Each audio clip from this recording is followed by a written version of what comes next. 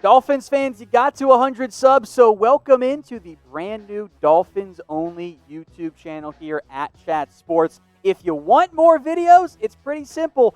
You guys have to subscribe, so hit that big red button. The full link is available in the comments if you need it for whatever reason, but if you're watching on YouTube, all you guys need to do, hit that big red button, subscribe, and if there are enough, we'll keep doing more Dolphins videos for you guys.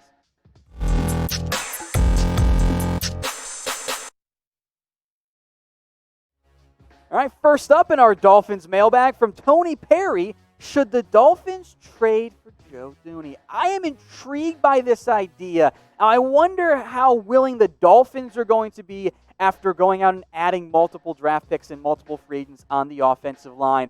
But if they really want him, this is the trade I would put together. So you guys can hate it if you want to. We'll give you the option. Dolphins, of course, get Joe, the offensive guard. Instantly, I think, becomes the best lineman on that team by a significant margin.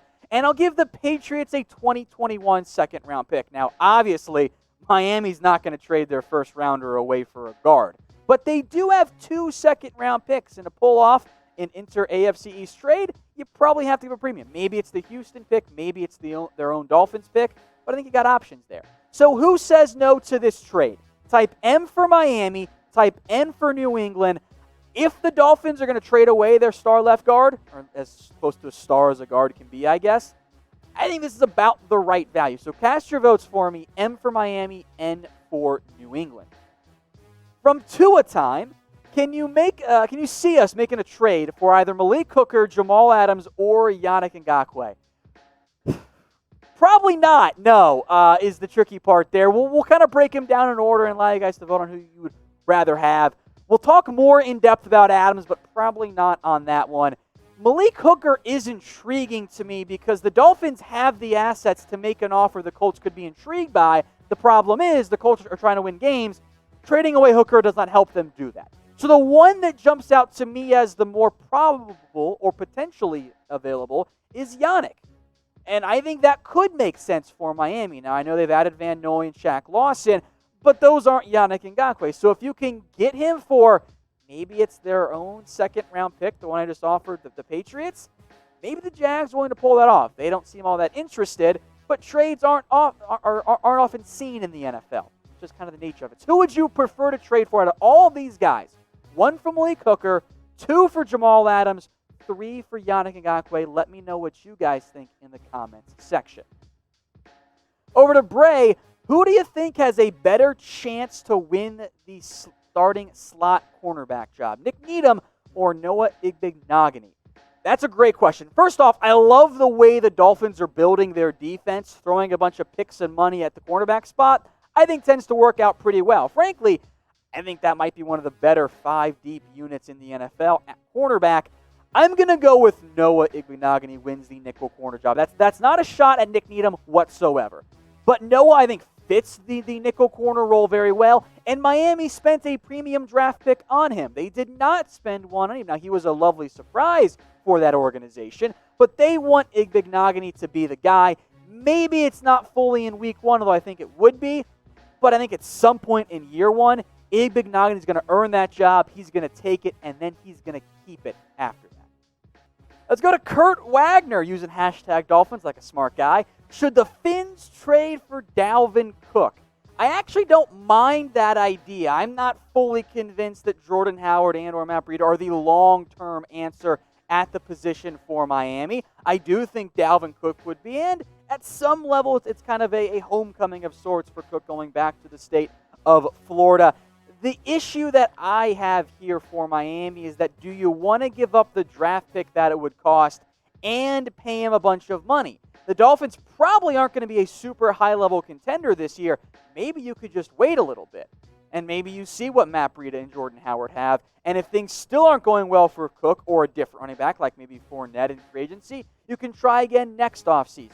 So I would explore it if I was Miami. I think that's kind of part of their job in terms of being an organization, but I'm not sure it makes the most sense to give up that amount of money and the draft pick for what is one of the easier to replace positions in the NFL. Of course, he would be a big addition, so I want to hear from you guys. Should Miami trade for Dalvin Cook? You can cast your votes for me down in the comments section. Type Y for yes or type N for no if you think Miami should add Dalvin Cook. From DC MMA, how about Clowney to the Dolphins? This has been a rumor out there for almost a year at this point, getting close to it, because the Dolphins have tried to acquire Clowney in the past. They tried to trade for him, and Clowney wasn't going to have that, didn't want to play in Miami. They tried to sign him in free agency, and Clowney also said no. Now, maybe the third time is the charm for Clowney and for the Dolphins. I just don't think it's going to happen. Clowney apparently doesn't want to play in Miami. I guess he thinks they're not good enough, kind of like the Browns. So it would be a good fit. I just don't think it's going to end up happening. From David Nusco, if the Dolphins get Jamal Adams, would it make them a playoff team considering the offense is subpar? I mean, the defense got overhauled. We'll see how much different it ends up being, but it wasn't very good last year. I don't think that, the Jets, if they were to ever trade Adams, would ever trade him in division. They don't want to face him 2 times a year. And then on top of that, I don't think Adams wants to go to Miami because I don't think Adams makes them a playoff team. The common thread for all of Jamal Adams' trade spots, his preferred trade destinations, all of these teams, or almost all of these teams, they are legitimate playoff, if not Super Bowl contenders. That's just not Miami right now. The Niners, the Seahawks, the Cowboys, the Eagles, the Ravens, the Chiefs, Texans, Bucks, all those teams are a lot closer to winning Super Bowls than the Dolphins are right now. Now, in the event that Adams said, you know what, yeah, I'd be willing to go down to Miami, I'm curious what you guys would offer in a trade for Adams. Maybe it'd look a lot like the Minkah Fitzpatrick trade. Let me know what you guys think in the comment section.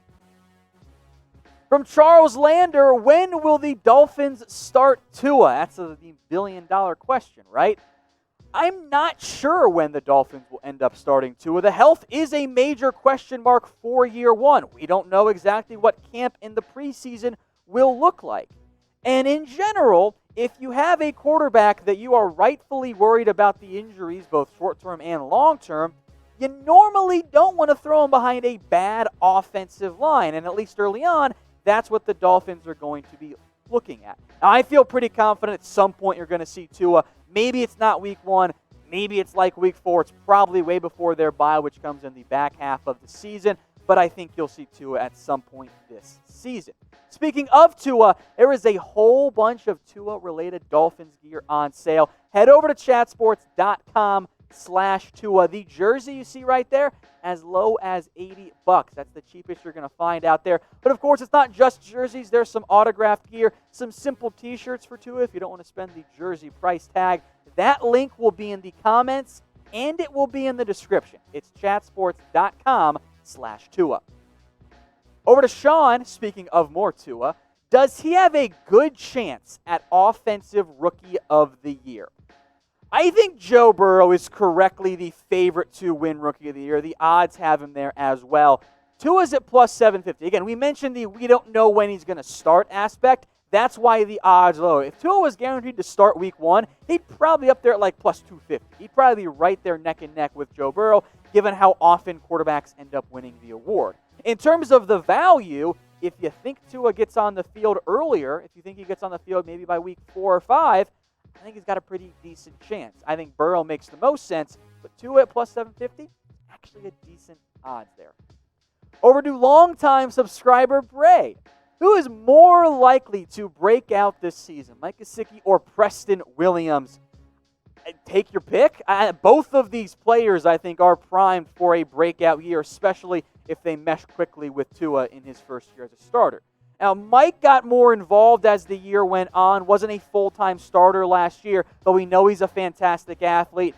I think he could be heavily involved in this offense. Meanwhile, Preston Williams, the numbers don't necessarily jump out to you until you remember he missed time last year. He only played in 8 games. So if you could double those figures, all of a sudden you're looking at almost 900 yards, a couple touchdowns, a bunch of receptions. That's intriguing. So I don't really think there's a wrong answer here, to be quite honest. I think both Gesicki and Williams are primed for a breakout season. So I want to hear from you guys. Who do you think is more likely to break out? Now, I'll eventually take a side here as well and stop being a coward. It's G for Mike Gesicki, W for Preston Williams. I'm going to type in my G because I feel most confident about Mike having the volume to really sustain the prototypical breakout season. Over to Reggie Jordan. Did the free agent pickups and the draft really improve the Dolphins' offensive line? Great question. Now, I will be upfront and honest here when I say I still don't love the unit for the Miami Dolphins when it comes to the offensive line. But yeah, I think they're better. I think Austin Jackson will maybe not necessarily week 1, but at some point in year 1 be an upgrade at left tackle. Eric Flowers wasn't horrible at guard for the Redskins last year, a drastic change from what we've seen with his time with the Giants. So, I mean, it's better than what they had. Ted Karras is better than what they had. Michael Dieter, I have promise in year 2. I think Jesse Davis might lose his job. I think Robert Hunt ends up being a starter at some point in year 1, be it at guard or at tackle. My biggest concern is that it's going to take time for the offensive line. So long term, yeah, I think they improved, even though I probably wouldn't have invested in the way that they did. Not sure I would have thrown that much money at Flowers or taken Jackson that early, but I do think they're going to end up being a better offensive line in the long run. All right, guys, this is a competition. We've made that pretty clear in the past. If you want the Dolphins channel to be a full-time channel here at Chat Sports, you guys got to prove it. We gave the Seahawks a chance. They've impressed so far. You're playing catch-up right now behind the Cardinals and the Dolphins. So go subscribe right now. Chat Sports, or the Cardinals and Browns, excuse me. Obviously, you're the Dolphins. Chatsports.com/Dolphins TV. And again, the full links in the comments and in the description. From DCMMA, that's right. Can the Dolphins finish with a top 10 defense? I get it. You guys are excited because that defense looks brand spanking new, at least at several of the key positions. I'm going to go with no. Now, I like to use DVOA, which is a nerd number to evaluate defensive play. Dolphins were dead last in the NFL last year, 32nd, 25th, 28th, 19th. In fact, the last time the Dolphins had a top 10 defense was all the way back in 2010. So no, I don't think they're going to have a top 10 defense all of a sudden. Will they be better? Absolutely. There is nowhere to go but up, and I do like many of the moves that they made, and I like the way that they're trending. But much like the offense, the defense is still a work in progress. I do not anticipate this being an overnight instant change to the Dolphins suddenly having one of the better defenses in the NFL. As a reminder, folks, the Dolphins Tua gear is on sale. That jersey, under $80. Chatsports.com/Tua. And there's not just jerseys there. You can get a simple t-shirt if you want to save some money. They've got autographed memorabilia as well. All kinds of stuff, even some custom stuff there on top of it. Go check out that link. It is chatsports.com/Tua.